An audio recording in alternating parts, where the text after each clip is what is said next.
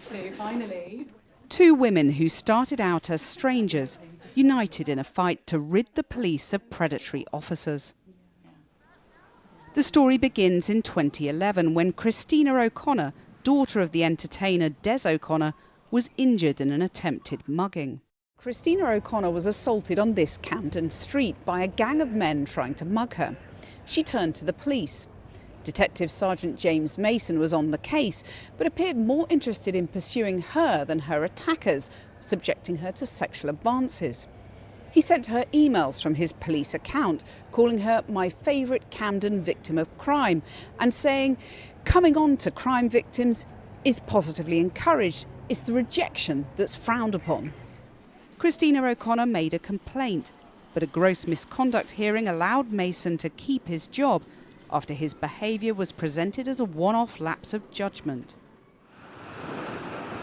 What O'Connor didn't know is that Chief Inspector Lizzie Jones had also complained about Mason's predatory behaviour towards her and other female officers when he was her boss.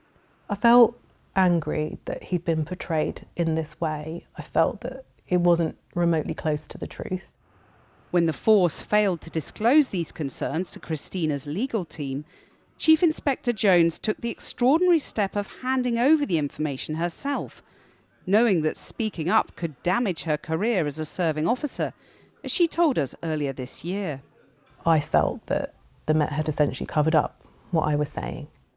Weeks later, Kristina O'Connor challenged the failure to sack Mason in the High Court and won on the basis that the panel had not applied the correct procedural steps in his case, forcing the Met to hold another gross misconduct hearing. In June, it was found that Mason should have been sacked. By then, he'd resigned from the rank of Detective Chief Inspector. The information provided by Chief Inspector Jones, now with Kent Police, proved useful to Kristina O'Connor's case. But the two women had never met until now, when Channel 4 News brought them together.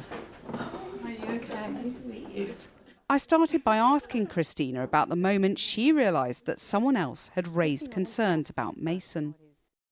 I burst into tears because I'd spent so long being gaslit by the police that I was the only one. I mean, this whole period has really been quite shattering for you. It really changed my whole outlook on life. Like, I was a really independent, maybe naively so, young woman out in the world, and when I was assaulted in the street, you know, I had this black eye and bruising and went to the police, I expected that they would protect me, and he just further targeted me. Just explain that, the personal impact of this. It permeates into every part of your life.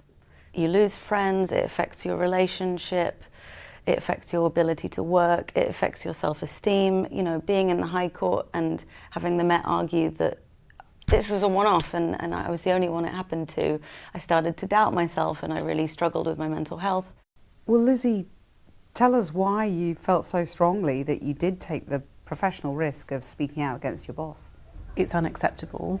The way that Mason behaved towards me, to Kristina as a victim of crime, those things aren't acceptable. And there's a lot of James Masons out there. It's not just him. They're in every force. They're absolutely everywhere, at all ranks and levels. And it is a battle to speak out against them. And then, you know, remembering that a lot of them do keep their jobs and you have to work with them. We have so many initiatives in all UK police forces around violence against women and girls.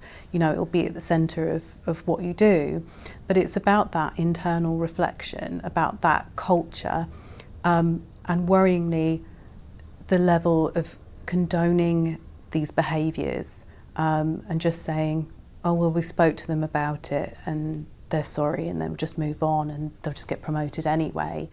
So you have had support after speaking out, but what have the repercussions been? There is a degree of hostility that comes with whistleblowing because you're seen like a liability, but what they don't realise is that I'm not the liability. The police officers that sexually harass and sexually assault other police women and victims of crime, they are the liability, and it's a liability keeping them in forces as well. Now I'm more frightened of police officers than I am of strangers on the street, because I've seen the lengths that they will go to protect themselves. And, you know, none of the women I know locally feel safe calling the police anymore. And we've all sort of, you know, created networks to keep each other safe locally. I call my neighbour that works in the shop opposite me, or I'll call my workplace who's, you know, down the block, because I know that those people I trust and they're not likely to be perpetrators of violence against women. What's it like hearing that, Lizzie?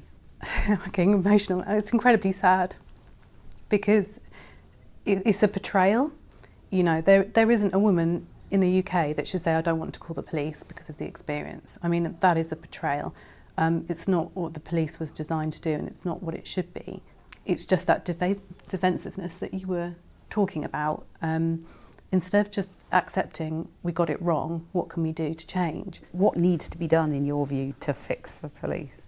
I think the only answer would be to replace the Met Police with an entirely new set of public services that actually keep women and communities safe. A lot of people do trust the police and they do call the police. So, you know, if you get into a sort of debate about abolishing the police, you're punishing everybody. How can we trust the police when so many of them are perpetrators of violence against women? It's not just a few. My case isn't an anomaly. So it's difficult for me to listen to just kind of scrapping everything like nothing ever good happened. I've worked on cases, particularly with child abuse cases, where I've sent people away to prison for very long periods of time, and I've got an awful lot of victims justice. You know, so many good things have happened and so many people are dedicated and just want to do the best thing. But the problem is that the systems aren't supporting that. There is not enough equity for the people that are doing the right thing, for people like me that say, actually, you're getting it wrong and this is what I think we should be doing. You must believe that it is possible to fix it, it is possible to restore Kristina and other women's faith in the police. It is our job to restore that faith, and a key part of that process will be the misconduct process. Because if that is failing, if there are massive discrepancies between forces, which there are at the moment, about what kind of things will get you fired in one place, won't get you fired in another place, if all of that is going on, then people do lose faith, and I can see why. Kristina, final thought on meeting Lizzie today. I really hope that your voice can be listened to, because it's important, and I hope that women like Lizzie keep speaking out, because I think that's the only way that there will be any change, and that people will recognise that this isn't working. I just think for me it's just like a bit of a reality check of how much more there is to do. It's a huge upward battle really to get that faith back. I don't think that will come easily, you know, because there's so many people like Kristina who feel so betrayed. Kristina O'Connor, Lizzie Jones, thank you very much. Thank you.